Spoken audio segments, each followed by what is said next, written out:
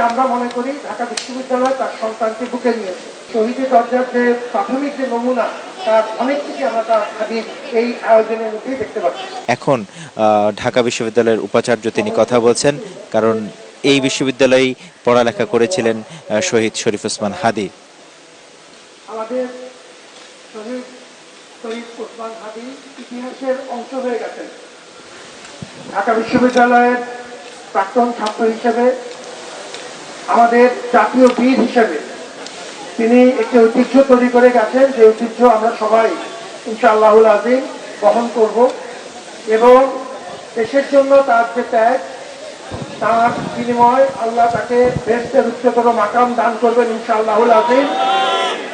তার পরিবারের সদস্যবৃন্দ আজকে আমাদের সাথে সম্মানিত প্রিন্সিপাল সাহেব যোগ দিয়েছেন, তার বড় ভাই, এবং আমার সাথে ওমর হাদির কথা হয়েছে। আমরা মনে করব যে তার পরিবারের সদস্য ঢাকা বিশ্ববিদ্যালয়ের সম্প্রসারিত পরিবারের অংশ, এবং আমরা আমাদের তরফ থেকে একটু খুব বিনীতভাবে আপনাদের সবার যেহেতু দোয়া আছে তার প্রতি জন্য জানাচ্ছি যে ঢাকা বিশ্ববিদ্যালয়ের এই মসজিদ সংলগ্ন যে আমাদের যে কবরস্থান, এটি আমরা ঢাকা বিশ্ববিদ্যালয়ের চূড়ান্ত সম্মাননা জানানোর একটি মাধ্যম হিসেবে এটি ব্যবহার করি। আপনারা জানেন যে আমাদের জাতীয় কবি নজরুল ইসলামের এই জায়গায় তার সমাধি আছে, তার কবর আছে।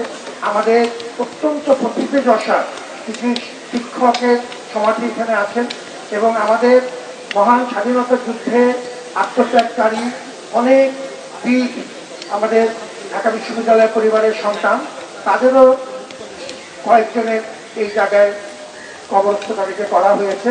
এটি ঢাকা বিশ্ববিদ্যালয়ের পক্ষ থেকে একটি সম্মান জানানোর, সারা দেশের পক্ষ থেকে আপনাদের সবার দোয়া নিয়ে এই জায়গাতে তার যে ব্যবস্থা হয়েছে, এটি আমরা মনে করি ঢাকা বিশ্ববিদ্যালয় তার সন্তানকে বুকে নিয়েছে, মা তার সন্তানকে আবার ফেরত পেয়েছে।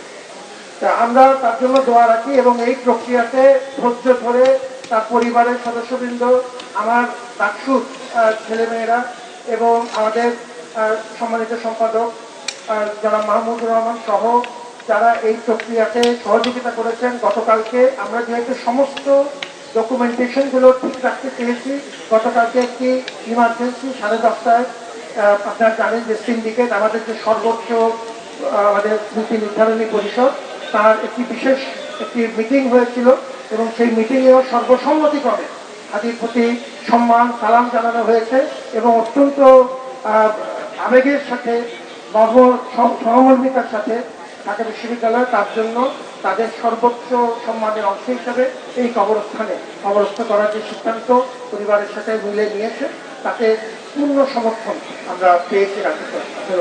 আপনাদের সবার প্রতি আবারও সালাম ও শুভকামনা, এবং ইনশাআল্লাহ আমাদের সবাই যে সাধারণভাবে আমাদের এখানে অনেক কিছু আলেমগণ আছেন, আমরা যারা সাধারণভাবে জানি যে আমাদের রসুলের সাল্লাল্লাহু আলাইহি ওয়াসাল্লামের হাদিসে কথা আদার হচ্ছে, শহীদের দরজার যে প্রাথমিক যে নমুনা তার অনেক কিছু আমরা তার হাদিস এই আয়োজনের মধ্যেই দেখতে পাচ্ছি। আল্লাহ আসসালামু আলাইকুম।